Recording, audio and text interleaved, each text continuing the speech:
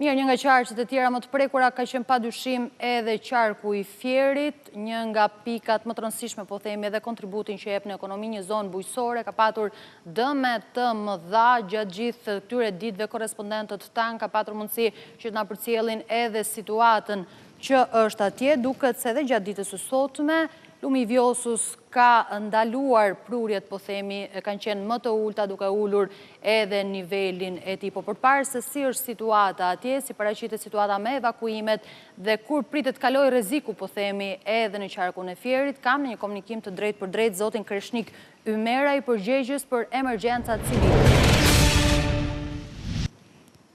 Ju përshëndes, mirë se erdhët në Sheshi Dollarit. Përshëndetje, mirë se ju gjetëm. Faleminderit për ftesën. Fieri ka kaluar jo pak ditë të lehta, po themi, gjatë kësaj jave. Si paraqitet situata aktuale atje? Kaluam jo pak ditë të lehta, por duhet të them që mendoj se kemi kaluar. Aktualisht në qarkun Fier është larguar rreziku i përmbytjes së banesave apo i personave. Aktualisht lumi i Vjosës është skutur në shtratin e lumit. Vazhdon edhe tërheqja e ujit nga tokat bujqësore në drejtim të hidrovorit të Tarzezës, i cili shërben për eliminimin e prezencës së ujit që ndodhet në tokat bujqësore jashtë argjinaturës. Risku ka qenë dhe rreziku ka qenë gjatë natës së kaluar.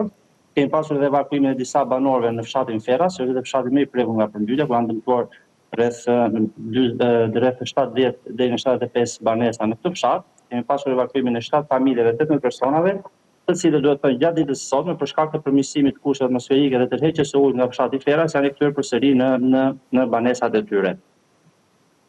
Pra, ka përfunduar dhe janë rikthyer sërish me qetësimin e situatës, po thoni? Është një rrezik që mund ta ketë kaluar?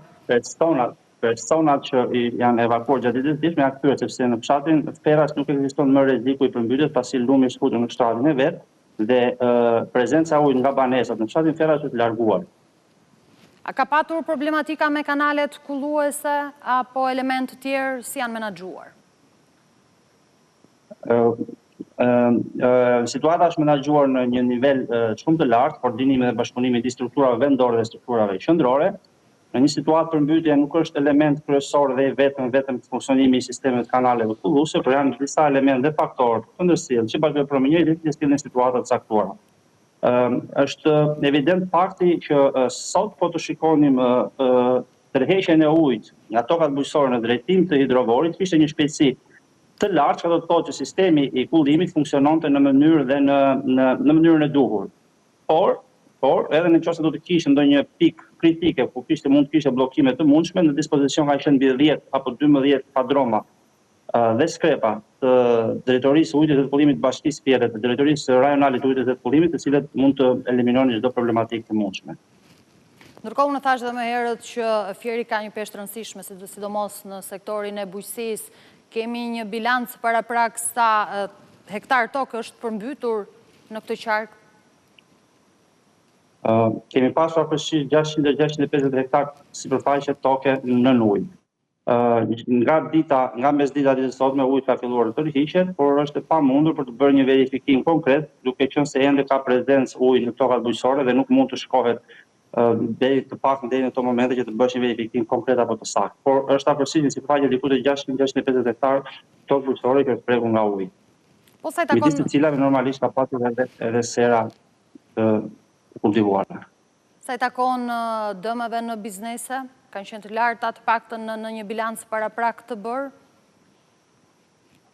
Në fshatin Feras nuk janë prekur biznese ose veprimtari ekonomike, janë prekur kryesisht banesa.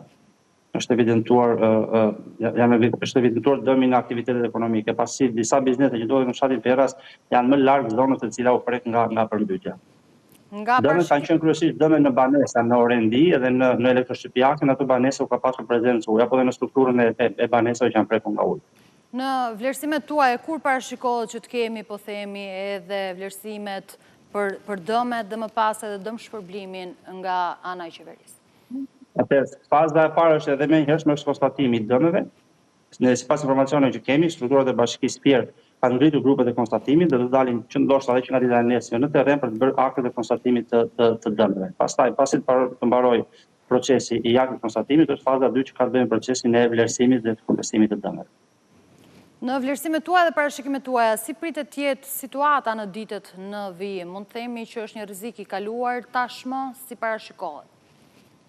Referuar të dhënave meteorologjike që kemi marrë nga Instituti i Gjeoshkencave për kushtet atmosferike për 5 ditët e ardhshme, ka një përmirësim të situatës. Aktualisht edhe të dhënat që marrim nga Memalia dhe nga Përmeti, të cilët referuar për ureve të lumit Vjosa, mendojmë që ka kaluar rreziku i përmbytjes në lumin Vjosa të paktën për këtë periudhë ditore që kemi përpara.